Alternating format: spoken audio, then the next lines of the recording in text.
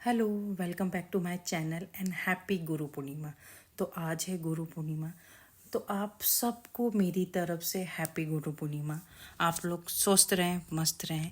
और ये गुरु पूर्णिमा है ना, आपको एकदम बहुत ही अच्छी बात बताती हूँ कि मैं अपने लाइफ में सबको सबको जो भी मुझसे मिलते हैं, जिनको भी मैं जानती हूँ, पहचानती हूँ, जो मेरे रिश्तेदार हैं, मेरी फैमिली है, मेरे करियर में, मैं सबको अपना गुरु मानती हूँ। जो जो वो भी जो मेरे लाइफ में नेगेटिव इम्पैक्ट डालते थे, चाहे कोई ऐसे नहीं जिनके हमें बड़े नेगेटिव वाइब्स आते हैं, उनको भी मैं अपना गुरु मानती हूँ, क्योंकि उनसे भी मैंने कुछ ना कुछ ज़रूर सीखा है लाइफ में।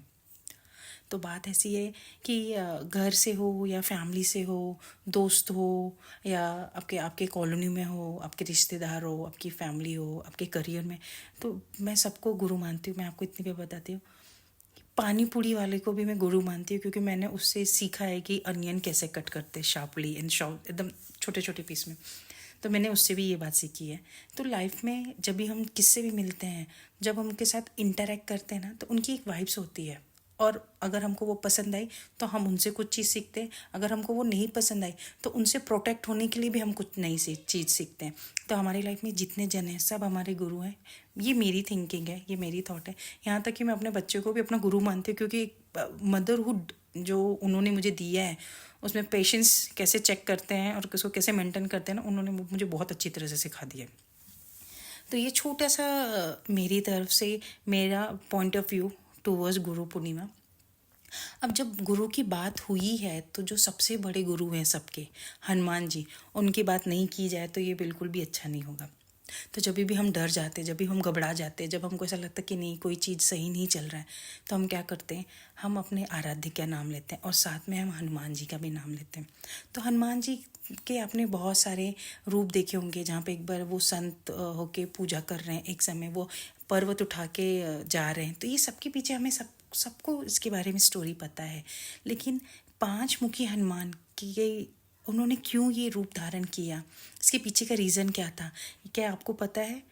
मुझे पता है, और आज ये इन्फॉर्मेशन जिनको नहीं पता है मैं उनके साथ शेयर करना चाहती हूँ।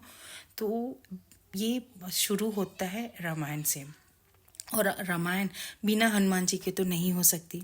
तो जब सीता माता का आप बोल सकते अपहरण हो गया, और जब श्री राम लंका पे आक्रमण कर दिए, रावण के साथ लड़ाई हो रही थी, तो रावण को ना कहीं ये थोड़ा संदेश या बोल सकते कि उसको थोड़ा ही धारणा हो गई थी कि अभी ये जो लड़ाई चल रही है तो मैं अभी नहीं जीतूंगा, मेरे पास कोई भी ऐसी चीज़ नहीं है जिससे मैं जीत सकूं। तो उसने अपने भाई अहि रावण को बुलाया, जो बहुत ही मायावी था। उसे हर तंत्र विद्या की आप बोल सकते इन्फॉर्मेशन थी, बहुत बड़ा ज्ञानी था। वो माँ भवानी की पूजा करता था, जिसके कारण उसकी तंत्र शक्ति बहुत ज़्यादा थी। तो जब उसने अरी रावण को बुलाया, तो हनुमान जी आप बोल सकते हैं कि रावण ने इसको बोला कि मेरे साथ ये सब परेशानी है, मुझे तुम्हारी कोई मदद चाहिए। तो उसने बोला कोई बात नहीं, मैं अपनी तरफ से पूरी मदद करूँगा। क्योंकि वो तंत्र शक्ति में बहुत तेज था, वो गया जहाँ पे श्री राम और लक्ष्मण पूरी वानर सेना या बोल वहाँ पे थे। उसने अपने तंत्र शक्ति से सबको सुला दिया, सब सो गए, निद्रा में चले गए। तो उसने वहीं पे मतलब बोलते सोए हुए राम जी और लक्ष्मण जी को उठाया और उसको पाताल में लेके गया। अरि रावण का निवास पाताल में था।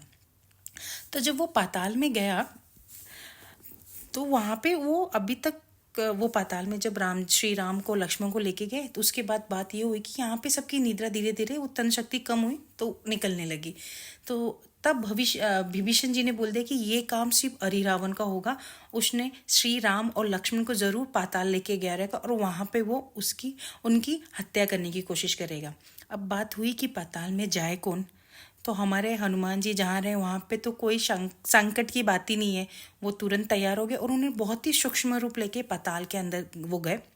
वहाँ पे वो गए तो वहाँ पे आप बोल सकते हैं ना द्वारपाल, एक द्वारपाल थे, उनके साथ उनकी बहुत सारी फाइटिंग हुई। वो स्टोरी मैं आपको किसी और दिन सुनाऊंगी, वो भी बहुत अच्छी स्टोरी है। तो वो कैसे कैसे अंदर गए, वो अंदर गए तो पहले तो ये हुआ कि भाई अरि रावण तो तंत्र ज्ञानी है, मायावी है, वो इतना जल्दी तो नहीं मरेगा, ज़रूर कुछ ना कुछ उसने किया होगा। तो जब हनुमान जी सब जगह घूमे, तो एक जगह उन्होंने ये नोटिस किया कि 5 जगह पे उनके मतलब जहाँ पे वो रहता था, 5 जगह पे 5 दिए रखे गए हैं। और ये जो 5 दिए थे ना, वो माँ भवानी को अर्पित किया गया था। अब बात ये हुई कि ये 5 दिए, और जब वो अरी रावण को देख रहा था, उसने देखा कि अरी रावण श्री राम और लक्ष्मण की बलि देने की तैयारी कर रहा था। वो माँ भवानी की पूजा पाठ कर रहा था, जो कि मैं श्री राम और लक्ष्मण का बलि दे दूंगा तो मैं और तंत्र प्राप्त मुझे हो जाएंगे और मैं सर्वश्रेष्ठ हो जाऊंगा। उनको जब हनुमान जी ने पता लगाया तो उनको ये पता चला कि 5 जो दिए रखे हैं 5 अलग अलग जगह पे, उसको एक साथ बुझाने के बाद ही अरी रावण का वध हो सकता है। उसके पहले वो कितनी भी कोशिश करेंगे, वो आप बोल सकते हैं कि अरी रावण की मृत्यु नहीं हो सकती थी। उस वक्त हनुमान जी ने 5 जगह पे 5 आप मुख बोल सकते हैं कि पूरे शरीर को धारण किया और 5 दियों को एक साथ बुझाया गया। उसके बाद अरी रावण का वध हुआ और फिर श्री राम और लक्ष्मण इस आप बोल सकते हैं निद्रा से या अरी रावण से मुक्त हुए और वो पृथ्वी पे आके एक बार फिर उन्होंने रावण के साथ लड़ाई की और सीता माता को मुक्त किया। अब बात हो रही कि ये 5 जो हनुमान जी के स्वरूप है वो कौन कौन से हैं। तो पहला तो हमारा स्वयं हनुमान जी का फेस आप मुख देख सकते हो जो सामने है। फिर एक मुख है जो नरसिम्हा है, जो खुद विष्णु भगवान का एक रूप है। दूसरा गरुड़ देव है, जो विष्णु भगवान के आप बोल सकते हैं विष्णु भगवान के वाहन है। एक है उनका वाहक रूप और दूसरा है हरग्रीव मुख। तो ये 5 रूप हैं हनुमान जी के। तो इसलिए कहा जाता है ना कि जब बहुत ज़्यादा कष्ट हो रहा है या जब आपकी कोई चीज़ संभल नहीं तो पंचमुखी हनुमान जी की पूजा करना चाहिए, क्योंकि पाताल से अगर जो श्री राम और लक्ष्मण को लेके आ सकते हैं ये रूप, तो ये कौन से भी कष्ट मिटा सकते हैं। तो ये छोटी सी इन्फॉर्मेशन आप लोग के साथ मैं शेयर कर रही हूँ कि हनुमान जी का ये 5 रूप, पंचमुखी रूप कैसे हुआ, उन्होंने क्यों धारण किया। अब मेरी एक और रिक्वेस्ट है कि देखिए अभी हम लोग ऐसे जगह आप बोल सकते हैं हम लोग अभी ऐसे सोसाइटी में रहते हैं जहाँ पे अगर हमको ज़्यादा से ज़्यादा हम खुद अगर हमने अपने लाइफ में देखा होगा तो हमने ज़्यादा से ज़्यादा रामायण, श्री कृष्णा और महाभारत देखा है। तो हमारे बच्चे के तो देखने के चांसेस और भी कम हो रहे हैं। तो आप ये स्टोरी, छोटी छोटी स्टोरी हमारे कल्चर से, हमारे बोलते हैं ना धर्म से मिले हुए अपने बच्चे को सुनाई as a bedtime story, जो उनको भी नॉलेज हो कि उनको पता चले। तो उनको स्पाइडरमैन, एवेंजर्स के बदले उनको ये अपने हनुमान जी ज़्यादा प्यारे लगने चाहिए। उनको ये विश्वास होना चाहिए कि भाई हमारे सनातन धर्म में, हमारे हिंदू धर्म में भी ऐसे ऐसे महान पुरुष हैं कि हमको बाहर जाने की ज़रूरत नहीं है। इट इज़ आप ये बोल सकते इट इज़ अ प्रमोशन। तो क्योंकि बहुत ऐसी चीज़ें हैं, मैंने खुद अभी जब मैं बहुत सारी चीज़ पढ़ती हूँ तो मुझे पता चलता है कि एक एक कैरेक्टर, चाहे वो महाभारत का हो या रामायण का हो, वो इतने स्ट्रांग थे, इतने आप बोल सकते इतने महान थे।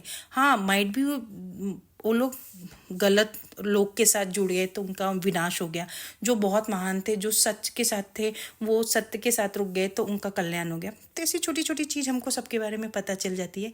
तो अपने बच्चे लोग के साथ सिखाइए, अपने बच्चे लोग को बताइए, तो जिससे उनको भी ये नॉलेज रहे, उनको भी अच्छा फील हो अपने धर्म के बारे में।